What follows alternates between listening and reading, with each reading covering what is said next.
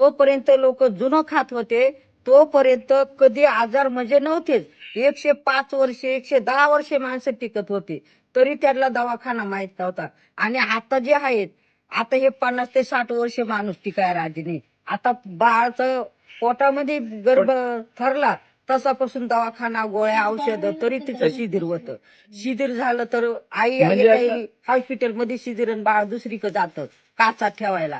हा प्रकार माझ्या लक्षात आला तर हा प्रकार सगळा खाण्यापासून झाला, सगळा हायब्रिड केमिकल पासून झाला.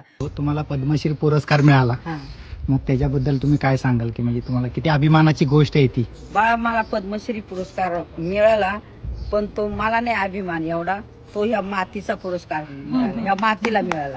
फक्त मी घ्यायला गेले, कारण ह्या मातीची एक मी नाळ जोडली म्हणून तो पुरस्कार मला दिला. आणि ह्या मातीचं जर नातं जोडलं नसतं तर तो पुरस्कार मला नसता. असे किती पुरस्कार द्या, मी मग ते सगळे ह्या मातीची आहेत, मी फक्त घ्यायला जाते. पण एका ह्या मातीतून येऊन आणि तुम्ही जुन्या संस्कृतीच्या, जुन्या परंपराच्या आणि जुन्या सगळ्या चालीरीती परत घेत घेत तुम्ही जुनी बियाणे गोळा केले. जुनी बियाणे गोळा केले, जुनं ते हे जुनं ते सोने आणि हे जुने संस्कार होते, म्हणून हे काम मी सुरू केलं. म्हणून ते पद्मश्री मला भेटले.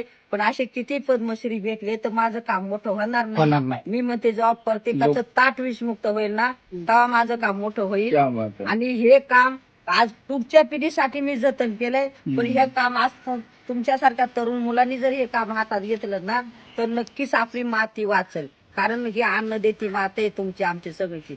पैसा किती असला तर कोणी खाणार नाही, पण माती चांगली तर अन्न चांगलं, अन्न चांगलं तर आपण चांगलं, आपण चांगलं असलो तर पुढची पिढी चांगली घडणार आहे. आणि याच्यासाठी आजकाल माती वाचवायचं हे सगळ्यांनी काम आहे तुमचं, आमचं. मी दाखवून दिलंय आणि अजूनही मी एक दिवस घडणे मी समाजाला सांगते तळतळ करून.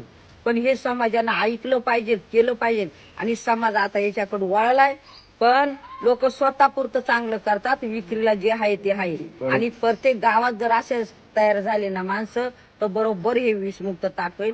ही काळी माती आई आहे ना आपली, ही पण वाचव. 19 जातीचा वालगेवडा, 30 जातीचा भाजीपाला, 3 प्रकारचा गावठी गहू, 3 प्रकारची नाचणी, 2 प्रकारची वरई, तांदूळ 16 जाती होत्या माझ्याकडे.